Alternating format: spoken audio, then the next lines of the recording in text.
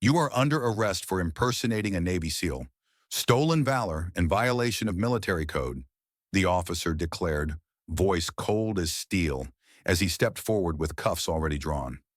She didn't argue, didn't flinch. She just turned and offered her wrists. Hours later, in a room meant to break liars, she sat still, unapologetic, unreadable. Then, without a word, she rolled up her sleeve in silence. Not a tattoo, not ink, just 5 burned scars. A code she carved with broken glass when she thought she'd never make it out alive. And when the Admiral saw it, she dropped her pen. Because that mark wasn't just real, it was classified. Elena Marlowe knew how to keep her head down. She had the kind of presence you almost missed unless you were looking. Hair always tied back in a plain coil, sleeves rolled just above the wrist, coveralls stained from years under hoods and engines.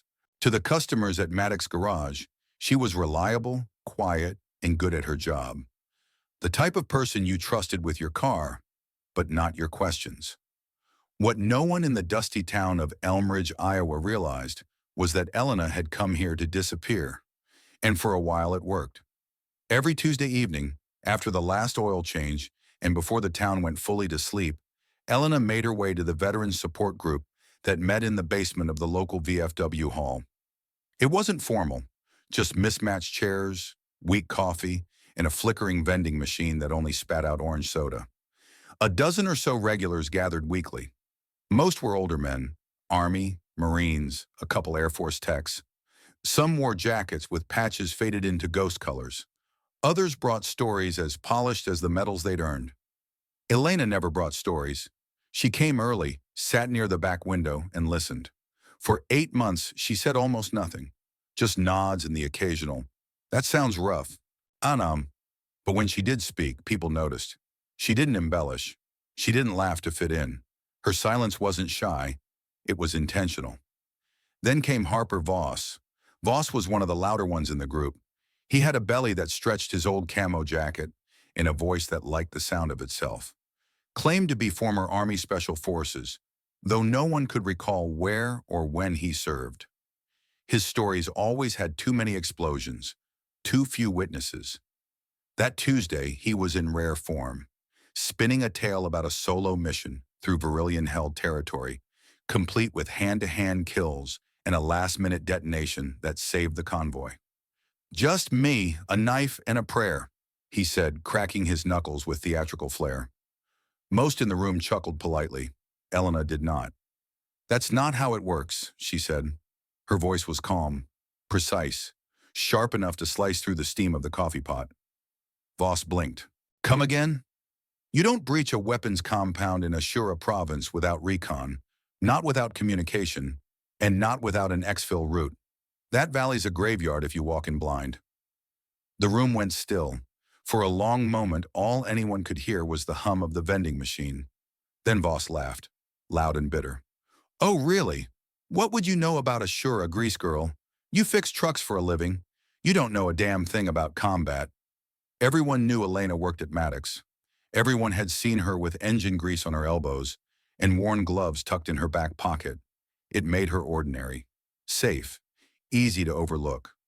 But now, under the hall's flickering lights, she looked different. "I know," she said quietly, "because I was there." Voss scoffed, pulling out his phone. "You're full of it. I'm calling this in. Stolen valor is a felony."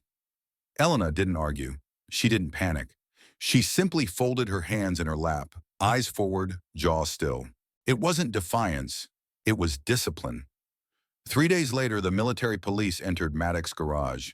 It was a regular Thursday.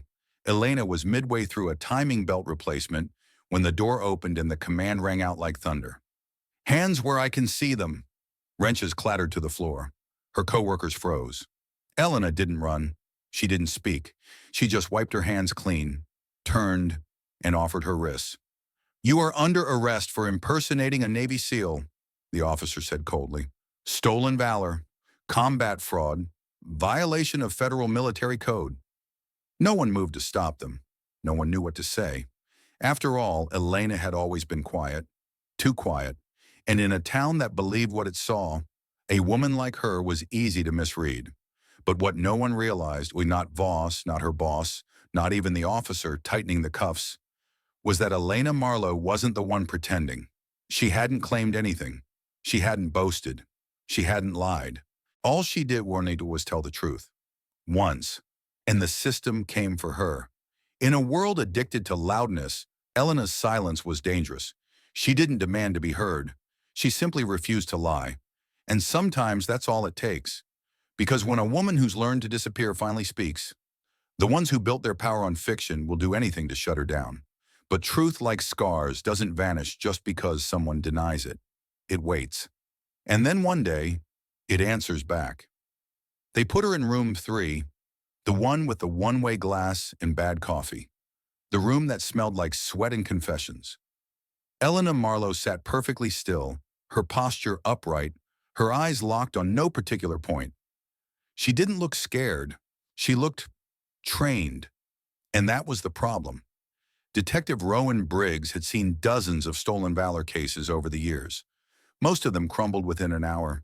A few vague claims, a mix-up in dates, and the phonies always cracked when pressed on details. But this one sat in silence for 2 full hours, staring at the wall like she'd seen worse than him, and probably had. Briggs opened the door and slid into the chair across from her. He didn't offer his name. He didn't need to. "You know why you're here?" he asked. Elena didn't answer. He leaned forward. "You claim to have served as part of a Navy SEAL unit. Viper something? That unit doesn't exist." She finally looked up. "I never said Navy SEAL." Briggs paused. "Right. You let someone else say it for you." He smirked and tossed out a line he'd used a dozen times before. "A trap. So tell me what it was like working with tactical soup sandwiches in the field."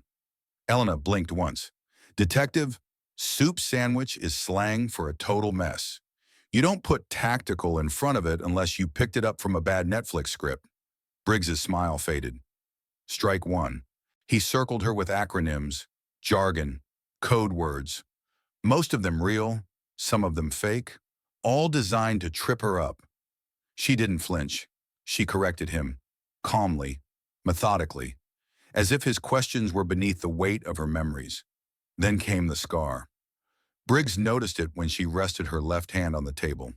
It wasn't decorative. It wasn't accidental. It was deliberate. 5 burned lines and a single curved slash below them. He pointed at it. "What's that supposed to be?" Elena didn't speak for a while.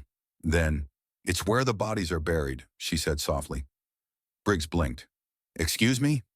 She turned her palm slightly, pressing her thumb into the curve of the scar. The lines clicked into place. "A fallback coordinate," she said. "I carved it in when I thought I wouldn't survive. Glass and adrenaline." She didn't say it for drama. She said it like someone reciting a fact they wish they could forget. At that point, Briggs called in backup. Enter Master Sergeant Dana Creed. 18 years active duty, 4 deployments, and a nose for fraud that had never failed. She asked the questions most couldn't answer even with Google. Field medic protocols under fire, hostage decision tree variations, evac call timing down to seconds. Elena answered all of them. Not with smugness, not with pride, just with clarity. Then came the mortar question. Creed leaned forward. "What's a close impact sound like?" Elena didn't miss a beat. "Close ones don't whistle. They just arrive."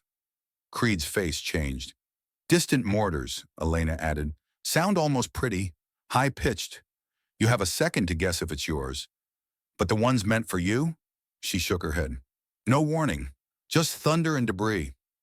Creed went pale. Outside the room, she pulled Briggs aside.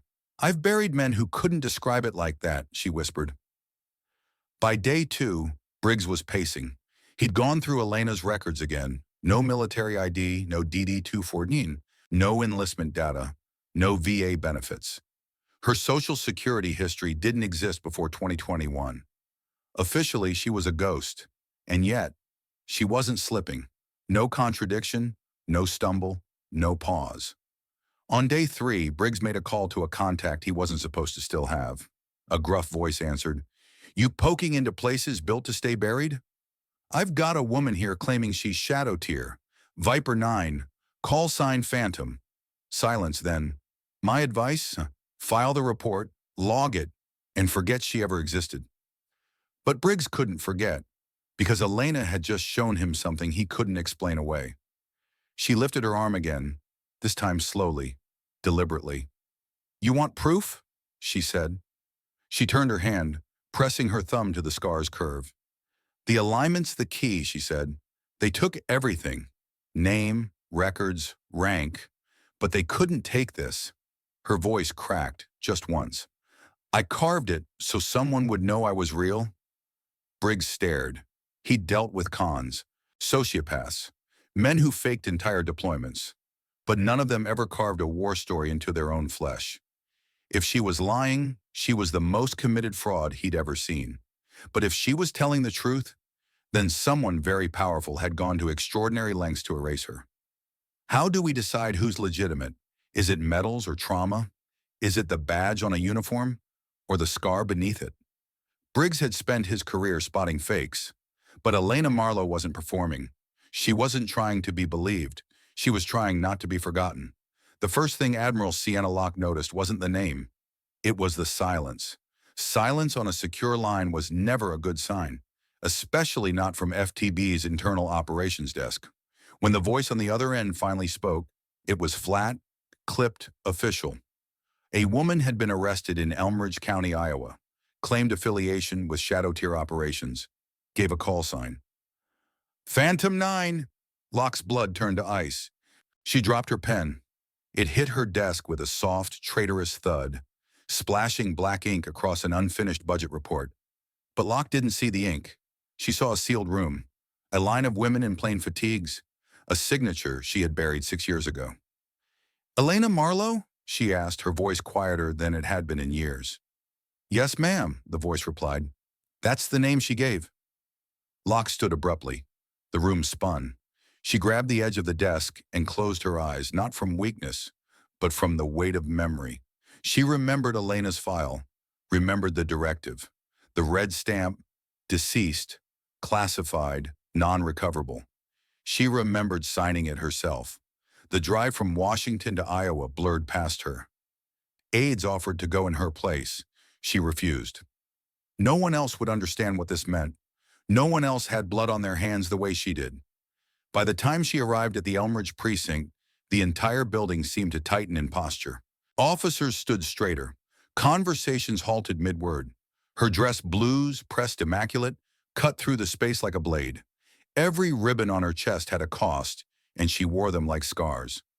Detective Rowan Briggs met her at the front desk, tired-eyed and tense. Admiral Locke, he said, stepping forward.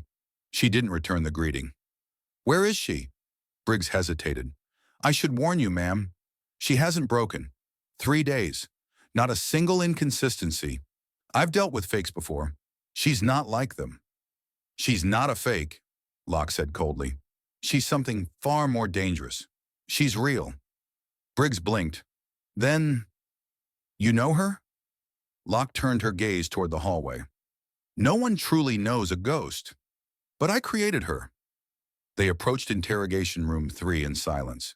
Behind the glass, Elena Marlowe sat upright, eyes fixed forward, unmoved by the passing of time. She didn't look like a threat. She looked like someone used to waiting for orders that never came. Locke's chest tightened. She remembered Elena as a 26-year-old recruit. Sharp-eyed, quiet, unnervingly precise. The kind of operative who never asked for attention. The kind of soldier you forget until it's too late to save her. And Locke hadn't saved her. She stepped into the room without waiting for permission. The door clicked shut behind her. Elena didn't move, didn't even blink. You look older, she said flatly. So do you, Locke replied, her voice softer than expected. There was a long silence. They told me you were dead, Elena finally said. Her voice cracked on the last word. Locke sat down across from her. The table between them felt like a courtroom bench. You were declared KIA after Ashura province. The mission was compromised. No, Elena said, fire slipping into her voice. It was sold out. Locke swallowed hard. We suspected, but we couldn't confirm without exposing. You erased us, Elena interrupted. You buried 7 women and called it protocol. I buried what was left, Locke whispered. No! Elena leaned forward, eyes burning. You buried what was inconvenient. Locke looked down, unable to meet her gaze. I thought you were dead. I told your mother you died with honor. I didn't die, Elena said. I survived, in a box too small to stand in. I carved my fallback point into my hand with broken glass because I knew no one was coming. You made sure of that. Locke looked up. That code saved Echo and Talia. Your signal triggered the drone that found them. Elena's eyes widened. They're alive? Locke nodded. They are, but each of them believes she's the only survivor. Silence swallowed the room. Locke pulled a folder from her coat and slid it across the table. Inside were 7 declassified reinstatement orders, one for each name the system had buried. You won't be a ghost anymore, she said. Not on paper. Elena didn't touch the folder. And the ones who sold us out? Already burned, Locke replied. 3 dishonorable discharges, 1 sealed tribunal, 1 turned asset. The rest? The shadows keep their own scorecards. Elena stared at her. And what about you? Locke didn't flinch this time. I erased my conscience with you. This is the beginning of making it right. Sometimes betrayal doesn't come in the form of violence or lies. It comes in silence. In folders stamped classified, in phone calls that go unanswered, in the ache of knowing your name was erased not by the enemy, but by those who once called you ours. Admiral Sienna Locke wasn't Elena's enemy, but she was the one who let the system forget her, and in doing so, became the one thing more dangerous than betrayal. She became the reason Elena had to carve her identity back into the world, one scar at a time. The room dimmed as Admiral Sienna Locke activated the signal jammer. Phones went dead. Audio ceased recording. No one would hear what was about to be said. No one except the woman who lived it. Elena Marlowe exhaled slowly, eyes focused not on Locke, but on something far away, a place buried under 6 years of silence and 3 layers of betrayal. You want to know what happened in Ashura? She asked. Locke nodded. Then buckle up, Elena whispered, because it doesn't get easier from here. Flashback Ashura province, night 12 hours before it all burned, a 4-woman infiltration unit dropped into the Ashura Valley under blackout orders. Mission: intercept a high-value weapons convoy believed to be transferring warheads across Ridge 9. No lights, no comms, no backup. Viper Unit 9 wasn't on the official mission logs. Their names weren't printed. Their presence wasn't declared. They were shadows embedded as logistics clerks, medics, translators. Women who weren't supposed to fight, which is exactly why they were chosen. Elena's role was Recon Comm Hybrid, call sign Phantom 9. She remembered the quiet, the cold, the sense that something was off before anyone said it out loud. At 0300, they reached the overlook point. No convoy, just silence. And then, hell, gunfire from both flanks, suppression rounds, no warning. We were funneled, Elena said, her voice sharp. Someone knew we were coming. They weren't caught off guard. We were. Flashback, capture. The firefight didn't last long. One of them died in the first 3 minutes. 2 others wounded. Elena was separated, disarmed, dragged into a reinforced compound. Then came the interrogation. Days blurred. Lights stayed on. The anthem played on loop. Her own name whispered back to her with venom. They made her recite the names of her unit, over and over, while showing their faces burning on screen. I held out for 43 days, Elena said. Locke looked down. We searched the wreckage. No bodies were recovered. Because they weren't supposed to be found, Elena replied. We weren't supposed to exist. Eri, one night a storm passed over the compound. For a brief moment, the power failed. The cameras blinked off. That was her window. Elena used a broken mirror shard. Not to fight, but to remember. I didn't have paper. I didn't have a way out. I had pain. So I carved the fallback grid into my hand. Coordinates, a signal to anyone still alive. She showed Locke her palm again. 3 lines, 1 curve, then I ran. Dislocated shoulder, no shoes. 32 miles through enemy territory. The scar led her out. The scar led them back in. 2 weeks later, a drone recon team found Echo and Talia, barely alive, buried beneath rubble near the fallback site. They never knew who triggered the alert. They never knew Phantom 9 had lived, because Command declared them all KIA. Files sealed, medals prepared, truth buried. Locke sat in stunned silence as Elena finished, and then slowly the Admiral spoke. "We didn't bury you because you failed. We buried you because it worked." Elena's eyes narrowed. "Viper Unit 9 wasn't expendable," Locke continued. "You were invisible. That was the point. No one saw you coming, not even our own." She swallowed hard. "That was the weapon." Locke tapped the folder in front of her. Inside, memos from 2018, classified development files. Viper 9 wasn't a spontaneous operation. It was a prototype. 7 women, all embedded in roles designed to be underestimated. Every mission relied on being overlooked. "You weren't chosen because you were female," Locke said. "You were chosen because the system didn't expect you to fight, and that blindness was our advantage." Elena's voice trembled, but not with fear. "So we were ghosts, in scrubs, invisible with kill orders." Locke didn't answer. She didn't have to. "I don't care what it was designed for," Elena said, standing slowly. "We were real. We bled. We watched each other die.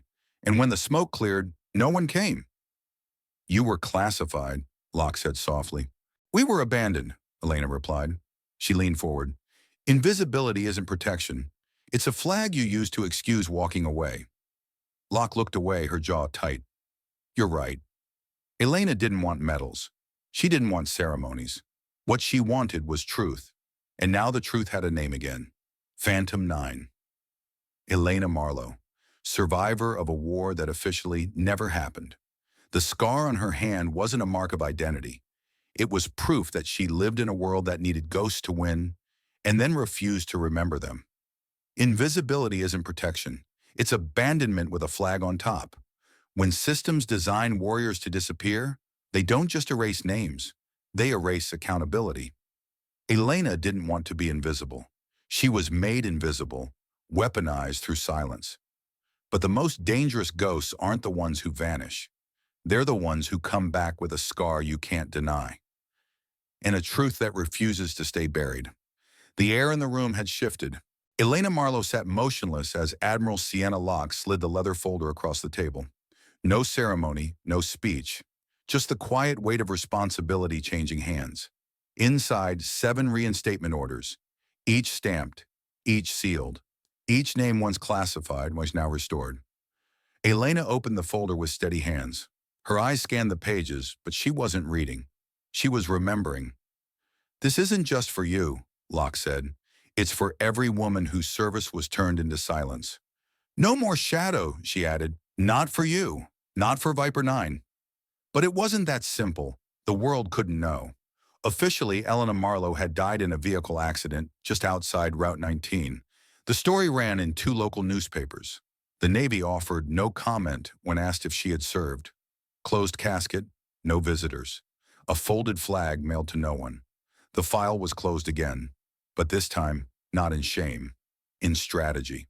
Because while the world mourned a mechanic they never truly saw, something else was happening beneath Fort Arden. It was 0400 when the hangar doors opened. A cold steel echo greeted her as she stepped inside. Elena's boots clicked across concrete slick with history. Fluorescent lights buzzed overhead, but her eyes adjusted instantly. Instinct never dies. They were already there. 6 other women spaced apart, not quite standing at attention, but not casual either. Some wore civilian jackets. Others stood in silence. One was crying. Another hadn't stopped pacing since arrival. They hadn't seen each other in years. They'd been told they were the last, told no one else made it. But ghosts, it seemed, had a way of finding their way back. In the center of the hangar stood a long steel table, laid out like sacred artifacts, their old tags, call signs, cracked dog tags, field gear worn and bloodstained. Folders marked redacted now opened. Each woman approached in turn, touching the tokens of the lives they'd once been forced to forget. Elena stepped forward last. Her call sign, Phantom 9. She ran her fingers along the faded patch. dirt still embedded in the seams, blood not hers still staining the corner. She didn't cry. She didn't blink. She just came back to life. Admiral Locke stood behind the glass, watching. She said nothing. She didn't need to. There were no speeches, no welcome back. What do you say to people who never should have been erased? She simply watched them. These women who had carried war on their backs without medals, who had survived in silence and returned not with vengeance, but with presence. They weren't ghosts anymore. They were the storm. Later outside the hangar, Locke approached Elena in the early light of dawn. "You have a choice," she said quietly. "We can reinstate you officially. You'll have a name, a record, even a pension. Or, Elena asked. "You walk into the dark again, operate off book, rewrite what elite means, this time on your terms." Elena looked toward the horizon. The sky was just beginning to break. "I don't need the record," she said. "I just need the mission to matter." Locke nodded. "You already made it matter," she said. "You brought them home." That night, Elena Marlowe didn't return to her apartment. Her name was scrubbed from DMV databases, hospital records, and utility bills. To the world, she remained dead. But in a secure system 3 firewalls deep, a new name blinked into existence. Operator Valkyrie 9 Unit, Viper Reclamation Team. Status active, non-traceable. They didn't send her into war this time. They sent her to places war left behind. She led rescues, extractions, recovery missions for agents just like her, the invisible ones. She became a legend whispered across briefing rooms, not because of her past, but because she never let it define her future. This was never just about recognition. It wasn't about medals or names in a database. It was about reclaiming identity, the kind that's burned into skin and memory, not paperwork. They thought Elena Marlowe could be erased. But ghosts don't disappear. They wait, they watch, and when the time is right, they rise. Not to be seen, but to be remembered. Because ghosts don't need permission to rise, only a reason. Some scars don't fade, and some names, no matter how hard the world tries, refuse to be forgotten. Elena Marlowe's story isn't just about stolen valor or hidden operations. It's about something deeper, something many of us feel, whether we wore a uniform or not. What happens when the system forgets you? What happens when you give your all and come home to silence? In today's world, invisibility doesn't just happen in war. It happens in waiting rooms, in forgotten veterans' homes, in single mothers who sacrifice careers for families, in quiet workers who never ask for recognition, but hold others together behind the scenes. This story is for them, because sometimes the battlefield isn't overseas. It's right here, in the way we erase those who once carried us. What Viper Unit 9 teaches us is this. Being underestimated can be a weapon, but being erased is a wound that never truly heals. Their mission may have ended in silence, but their legacy roars louder than ever. And maybe that's the question we leave with today. How many people around us are quietly carrying the weight of a life no one sees? How many stories have we overlooked just because they weren't loud? I want to hear from you. Drop a comment below and tell us, have you ever felt forgotten after giving your best? Do you know someone who deserves to be remembered? Not with a medal, but with a moment of truth? Let's give voice to those who never asked for a spotlight, but earned it all the same. If this story moved you, inspired you, or made you pause, please consider subscribing to the channel, clicking like, and sharing this with someone who still believes in quiet courage. We tell these stories not just to remember the past, but to remind ourselves that some battles still need fighting, and some ghosts, well, they don't haunt, they guide. Thank you for being with us. We'll see you in the next one.